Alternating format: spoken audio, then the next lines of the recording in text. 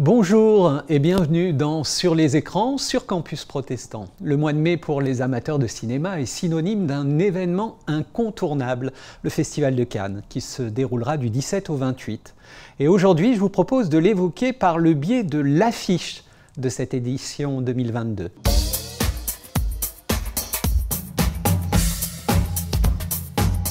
Car oui, cette affiche 2022 est magnifique.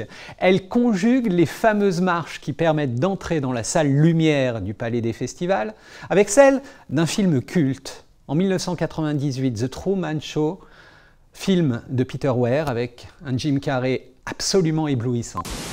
Comets are still headed.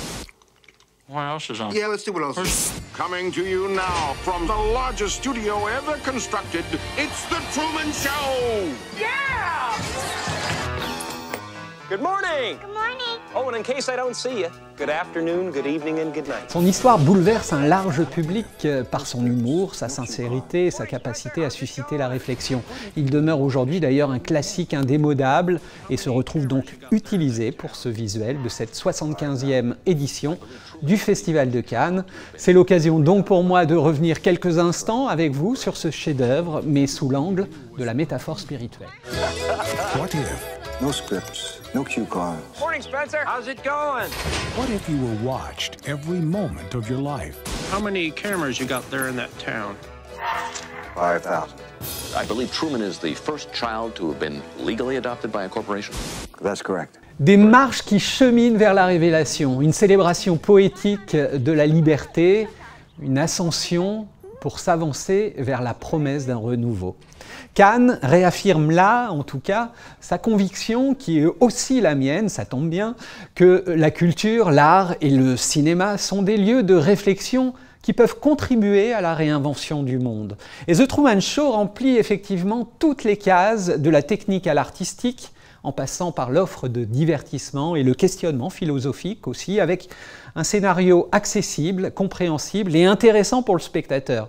On y trouve un personnage central, extrêmement fort, Truman Burbank, interprété donc par Jim Carrey, et puis une histoire remplie d'idées, remplie de significations, de métaphores, de thèmes et de motifs qui donnent à réfléchir. La période récente pourrait nous donner le sentiment d'être invités à une chasse aux œufs de Pâques, conviés à découvrir des trésors cachés dans les méandres du récit. Alors bien sûr, le film pose avant tout la question philosophique assez commune, notre réalité est-elle vraiment réelle? Mais nous pouvons aussi aller encore un petit peu plus loin et puis l'interpréter à un niveau davantage religieux, car la question de la foi, de la recherche spirituelle, du christianisme et de Dieu y sont explorées. Avec tout d'abord Christophe, joué par Ed Harris, qui est en quelque sorte le dieu du monde dans lequel vit Truman. Il est aussi le dieu personnel de Truman, une figure toute puissante qui surveille, littéralement, d'en haut. À la fin du film, d'ailleurs, Christophe parle même à Truman depuis le ciel, renforçant ainsi l'idée qu'il est à la fois le dieu du monde et la divinité personnelle de Truman. Son nom est d'ailleurs très significatif, Christophe, une itération de Christ, évidemment, mais encore mieux, un jeu de mots signifiant en anglais Christ of, un faux dieu en quelque sorte, un dieu alternatif, fake en somme, faisant des choses à la manière d'une divinité, mais faisant finalement des choses qu'aucune divinité ne devrait jamais faire. Tout ceci fonde alors une possible réflexion sur la société et la façon dont nous percevons la religion. Le film peut paraître bien sûr très critique à l'égard du christianisme, en affirmant que s'il y avait un vrai Dieu, alors notre réalité est tout simplement manipulée. Rien n'est aléatoire, rien ne serait notre choix, tout serait contrôlé par quelque chose dont nous ne sommes même pas sûrs de l'existence.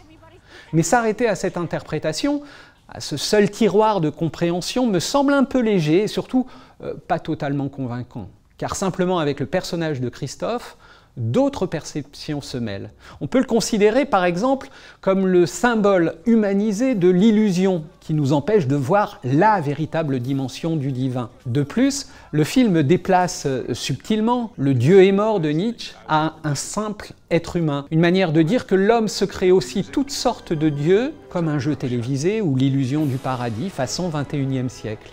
Et dès lors, chaque homme aussi, enfermé dans sa subjectivité, est à son tour comme un petit dieu, omnipotent, réclamant agressivement sa part de jeu et de divertissement pour oublier la vie. la réalité, comme la maladie et la mort, afin de sortir de la condition humaine.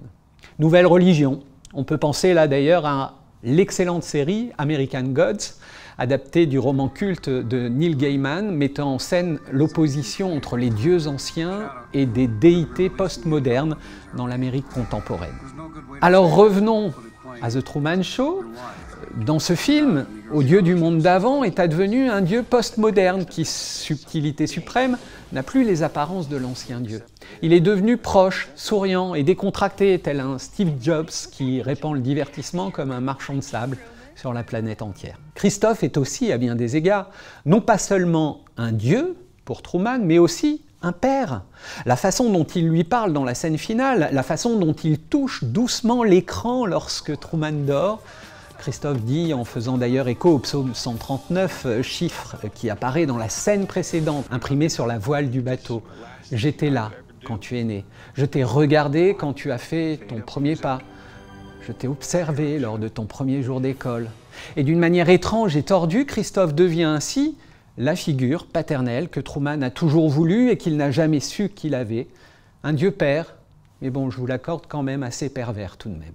Une autre compréhension du film peut établir une certaine corrélation avec les voyages des mystiques et d'autres chercheurs que nous pouvons tous être, nous aussi, sur les chemins du divin. On y retrouve en effet pas mal d'archétypes de ce type d'expérience.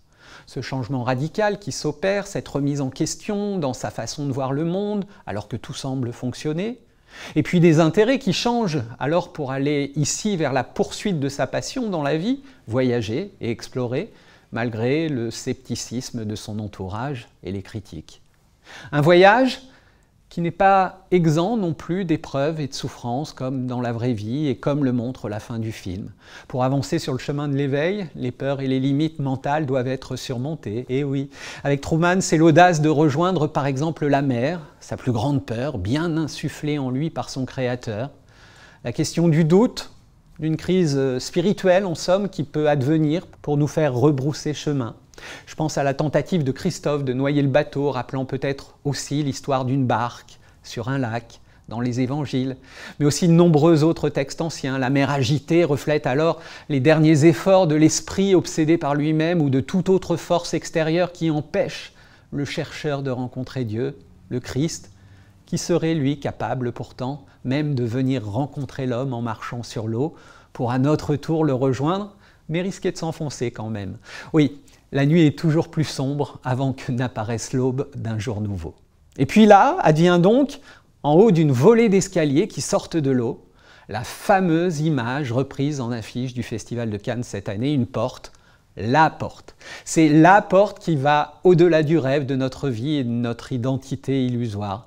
C'est la porte au-delà de la vie que Truman a toujours connue et au-delà de Truman lui-même. Bien que son voyage spirituel et le nôtre semblent horizontaux, à travers le temps et l'espace, il s'agit bien en réalité d'un voyage vertical symbolisé par ces marches qui consistent à surmonter les différents pièges de l'existence pour revenir à Dieu. Alors donc voilà quelques pistes en vous recommandant de découvrir ou redécouvrir ce film exceptionnel qu'est The Truman Show et une occasion pour le faire dans quelques semaines, le 15 juin précisément, le film ressortira en salle.